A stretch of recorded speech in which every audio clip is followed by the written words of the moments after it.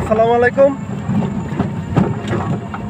আসলে এই ছেলেটার বাড়িটা হচ্ছে আপনার চাপমারা বাজারের সাথে। এই ছেলেটা আসলে আমাদের সাথে মিথ্যা বলছে যে ওই নীলকুঠি মাদ্রাসাতে পড়ে। আসলে নীলকুঠির পরে হচ্ছে চাপমারা বাজারের পরে হচ্ছে ওর বাড়ি। তো ওর বাড়িতে আমরা দিয়ে আসলাম। তো সবশেষে একটা জিনিস দুঃখজনক লাগলো, সেটা হচ্ছে যে ও আমাদের সাথে যা বলছে ওর বাপের নামটা পর্যন্ত ভুল, মানে মিথ্যা।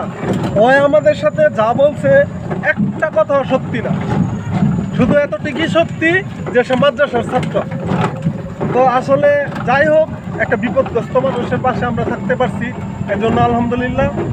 তো আমি চাইবো যে সবাই আপনারা নিজ নিজ জায়গা থেকে প্রত্যেকটা বিপদগ্রস্ত মানুষের জন্য সাহায্যের হাত বাড়িয়ে দিবেন।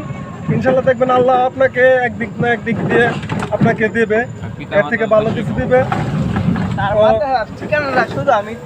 যা কিছু আছে সে আমাদের সাথে যা কথা বলছে সবকিছুই মিথ্যা। এখানে মাদ্রাসার ঠিকানা আবার কি।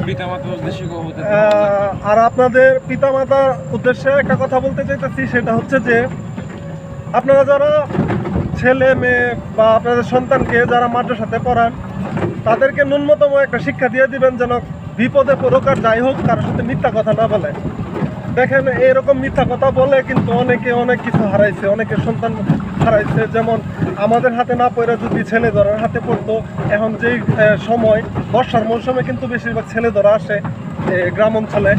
তো গ্রাম অঞ্চল শহর অঞ্চল যেখানেই বলেন ছেলে ধরাটা একটু বেশি। শহর অঞ্চলে তো এমনিতে সারা বছরই থাকে, কিন্তু বর্ষার মৌসুমে হচ্ছে গ্রাম অঞ্চলে ছেলে ধরাটা একটু বেশি থাকে। তো আপনাদের সন্তান এরকম সমস্যার সম্মুখীন হইতে কিন্তু বেশিক্ষণ লাগবে না। তো আপনাদের ছেলে মেয়েদেরকে সবসময় যত বড় বিপদে পড়ুক না কেন সত্যিটা বলার চেষ্টা করে, যেন সেই শিক্ষাটা অন্তত পক্ষে বাড়ি থেকে দিয়ে দিবেন। আর সবার সন্তান ছেলে মেয়েকে সাবধানে রাখবেন, কারণ দিনকাল এখন ভালো নয়। কার ছেলে মেয়ে কী হয়ে যায় এটা আল্লাহ ছাড়া কেউ জানে না। তারপরে হচ্ছে সাবধানের মান নাই। আপনি যদি সাবধানে রাখেন বা আপনি যদি সিকিউরিটি দিয়ে রাখেন, তাহলে এরকম সমস্যার সম্মুখীন হবে না আশা করি ইনশাল্লাহ। তো সবাই ভালো থাকবেন। আসসালামু আলাইকুম।